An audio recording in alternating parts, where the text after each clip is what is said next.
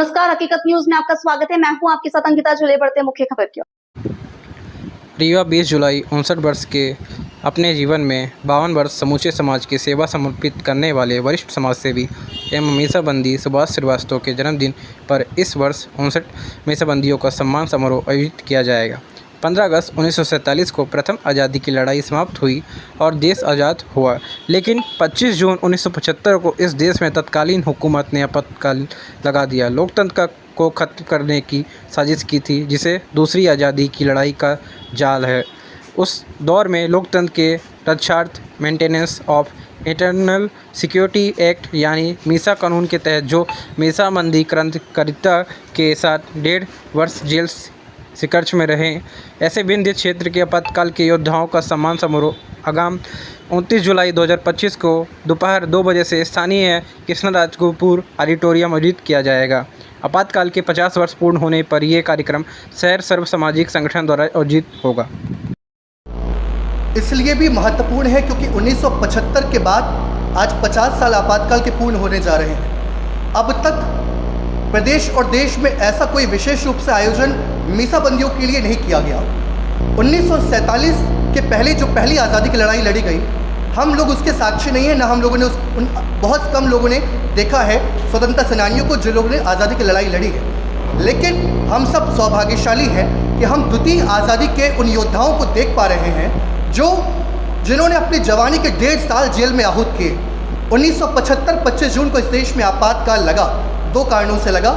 एक कारण था जयप्रकाश नारायण का संपूर्ण क्रांति का आंदोलन, जैसा पूर्व वक्ताओं ने बताया, और दूसरा था 1971 का रायबरेली का चुनाव। इंदिरा गांधी जी को चुनाव में उनके सामने थे आदरणीय राजनारायण जी।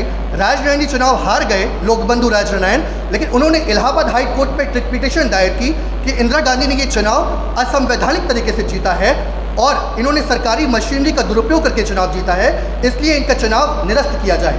4 साल उस याचिका पर कार्रवाई हुई और 1975 के 12 जून को इलाहाबाद हाई कोर्ट में तत्कालीन चीफ जस्टिस जगमोहन लाल सिन्हा ने निर्णय दिया कि इलाहाबाद की इंदिरा गांधी का चुनाव वाकई में गलत तरीके से जीता गया है, वो 6 साल तक चुनाव नहीं लड़ सकती है। 12 जून को इस निर्णय के 13 दिन बाद 25-26 जून को रात को इंदिरा गांधी जी ने आपातकाल लगा दिया और उन्होंने रेडियो में एक वॉइस दी कि president declare democracy, president declare emergency.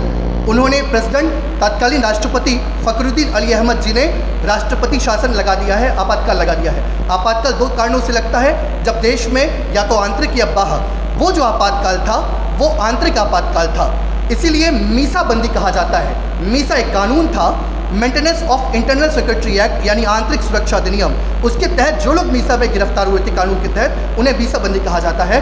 बाद में पूर्व मुख्यमंत्री शिवराज सिंह चौहान जी ने उन्हें लोकतंत्र रक्षक सेनानी के उपाधि से नवाजा, क्योंकि इन्होंने लोकतंत्र बचाने का कार्य किया है, इसलिए लोकतंत्र सेनानी है। तो ये कार्यक्रम 50 वर्ष पूर्ण होने जा रहे हैं उस काला दिन के, उस काले अध्याय के। आपातकाल, प्रेस में सेंसरशिप लगा दी गई थी, प्रेस के दफ्तरों की लाइट गोल कर दी गई थी, नसबंदियाँ करवाई जा रही थी, युवाओं से लेकर बुजुर्गों तक में कोई सरकार के खिलाफ बोल नहीं सकता है। और उस दौर में जो क्रांतिकारी तरीके से मीसा में जो लोग गिरफ्तार हुए थे, 1.5 साल जेल में रहे, आज उनको सम्मानित किया जा रहा है। जैसा भी प्रश्न पूछा गया, इसमें सीधी जिले से 5 मीसाबंदियों को सम्मानित किया जा रहा है। 3 जीवित हैं, मंगलेश्वर सिंह चौहान जी, यदुनाथ सिंह चौहान जी और बाला प्रसाद गुप्ता जी।